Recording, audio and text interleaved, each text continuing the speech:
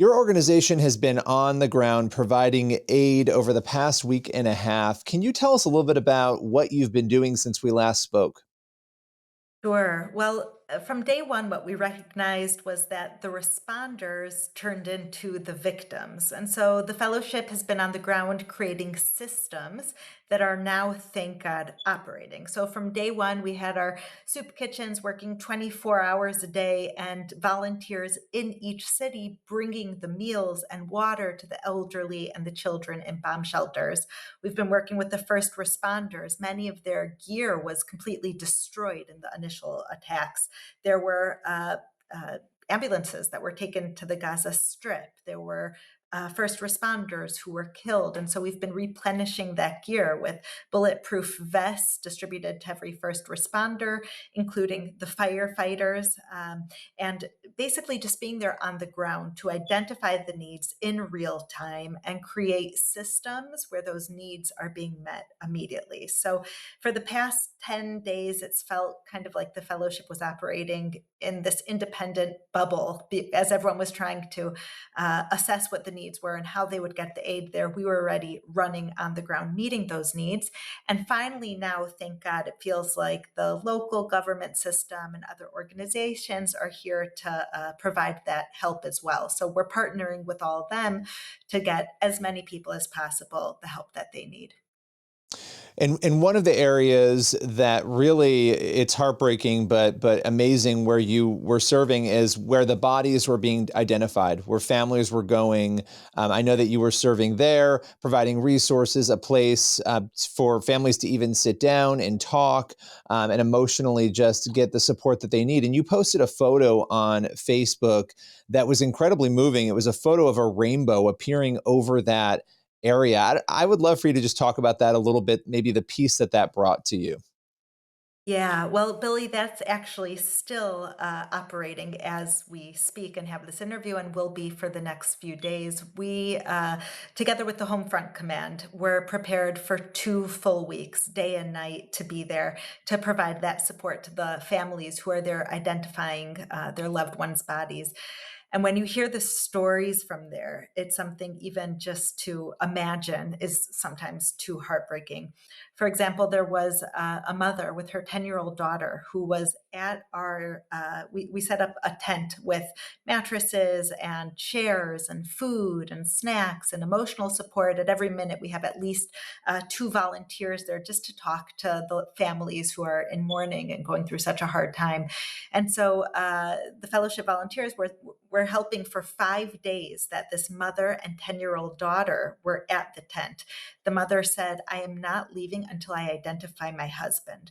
And the story there is it was Shabbat day, and their son, who's in the army, was home for an off weekend.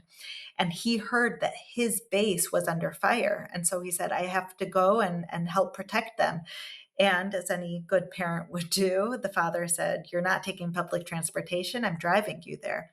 So the father got in the car with his son, who's a soldier, drove him down there, and they were both killed. Now, the soldier immediately had his DNA in the system and was identified, and it took 5 days for the father to be identified. And so the fellowship was there with, sorry, there's a siren, but not right here. It's, I don't have to go to the shelter yet. The father was identified 5 days later, and the fellowship was with this mother and child 24/7, bringing them food and comfort, toys and games for the child. It's these type of stories that you realize how sometimes it's just some cake and some water, sometimes it's just a place to sit or a mattress at night, but it's that feeling that Christians around the world were by their side during their hardest time that they said they will never forget. That is, incredible. And as you were just saying there, you heard that siren, and I want people to get a sense of what this is like for Israelis right now. How often are sirens going off? How often have you had to seek shelter? Many times a day, and the sirens are very specific, And so you have sirens. If a siren goes off, it means a rocket is headed to your town. It could sometimes even be your block. And so, like right now, I could hear the siren, but I could tell it's from the town over, which means the rocket isn't headed towards my town, so I'm not going to my shelter. Yesterday, I was Wow. on a roundtable call with the leading organizations. There are 5 organizations who have been able to mobilize these past 11 days. That from day one, we've been working together in the field in order to provide for the needs until the system got back together. So we had a roundtable yesterday with representatives from the Prime Minister's office and different government officials.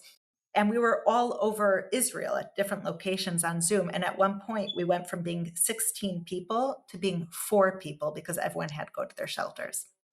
Wow. I mean, this gives a lens into what this is like for all of you right now, and there's no end in sight. This is something I think that people who don't live in Israel, who are around the world, lots of them get it, but there are people who don't. There are people who have been critical of Israel in this, and I'd love for you to help us understand, because for those who don't get it, why does Hamas need to be stopped? Why does there need to be a response to what unfolded there in Israel last week? Well, I think that that answer is in many ways complex and in many ways so simple. Um, Hamas is worse than ISIS. They're more like the Nazis. They kidnapped babies. They beheaded children. They took Holocaust survivors into captivity. This isn't a fight for land. This isn't a fight for freedom. This is the most vile anti Semitism that we are witnessing in this generation, which unfortunately isn't new to history. I don't know any other freedom fighters who have the need to behead children, to take newborns as captives, to take mother and children and handicapped and bring them into captivity. And so I think that what's happening now, you can see from a very practical position, and you can see that Israel gave over the Gaza Strip to the Palestinians. We built greenhouses, we left them a thriving economy, and there were many people in the Palestinian world then who wanted peace, who wanted to use this opportunity to build up the Gaza Strip for economic independence and a thriving economy. But what Hamas did as a terror group was the first thing they did was burn down the greenhouses that Israel built for them. Millions and millions of dollars. Then they took everyone who wanted peace and brotherhood with Israel and partnership and killed them. Not even in behind closed doors, on TV, on camera, to show anyone if they want to have peace with Israel what would happen to them. Knock them off of tall buildings, drag them through the city hall. And so I think just as much as it's clear we have to free Gaza because Israel cannot take the risk of, God forbid, something like this ever happening again or worse, just as much free the Gazan people, the Palestinians, from this Hamas rule. Yeah, it is. It seems very clear what is happening here. It seems very clear to me and to so many others. And what keeps you going? Because you and the fellowship, you're out there doing this work, and I know that all of these losses of life and all of the damage that Israel has sustained, that has affected you and your heart as it has all Israelis. But what keeps you moving forward amidst all of that? I would say there are 2 things, maybe three, that I'll say three that keep me going. Number one is I believe, Billy, that we are in a spiritual war, just as much as this is a physical war. It's very clear. It's a very clear war between good and evil, between light and darkness.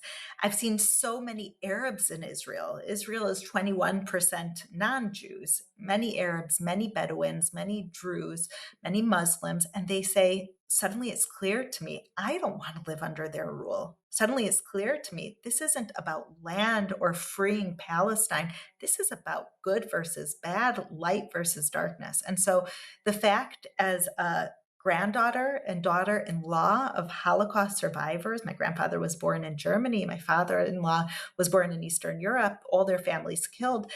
And the fact that I'm able to a little bit represent light, represent millions of Christians who stand with Israel, who pray for Israel, who provide for Israel, I think we are on the brink of this redemptive reality. And what God is doing is showing everyone in the world, don't say you didn't know. I lay before you life and death, choose life. Who is using their bomb shelters to protect their women and children, and who is using their women and children to protect the terrorists? It's very clear. And so what gives me strength is knowing I'm on the forefront of God's mission of bringing more light into the world and representing friends of Israel that during the Holocaust there weren't many. There, Corey Ten Boom, we know those amazing heroes who have gone down in history. And now that there's millions of Christians who stand with Israel, and I have the honor of representing them, that's what gives me so much strength. The second is the prayers of those millions of Christians around the world, that I feel them, I internalize them, and that's what gives me strength. And the third is seeing my people in Israel mobilize together in brotherhood to say, we are going to win because we don't have anywhere else to go. Well, I think you're absolutely right. We are seeing what evil looks like, and I think it's becoming clearer because it's such a stark difference from truth and what is right. And we're watching that again and again. Even with these protests, when you see the protests unfold and the people who are supporting Hamas with these messages, it's very clear what that is. You can understand what that is. And I just want to, before we go, ask how people can support you and the fellowship. What's the best way if they want to get involved in some way? Thank you so much. Right now, we have moved all of our efforts to this emergency. And so every penny that comes in, $25, unless it's specifically designated elsewhere, is going to providing immediate life-saving aid on the ground now. So if you feel led to help, whether it's $25 or $2,500, every penny helps when people are in bomb shelters waiting for meals in order to eat. You can visit www.ifcj.org, and you can follow many of our activities on a minute to minute basis on my social media page, Yael Eckstein, on Facebook, on Instagram, LinkedIn. We want to show you what you are doing. So there are no secrets here. Everything is for you to follow and feel proud in. Well, thank you so much. And your social accounts are great. I keep up with them daily. I'd encourage others to do the same. Thanks for taking the time today. Appreciate it. You're amazing, Billy, and so is everyone who looks to you, looking for inspiration and truth and news. God bless you all.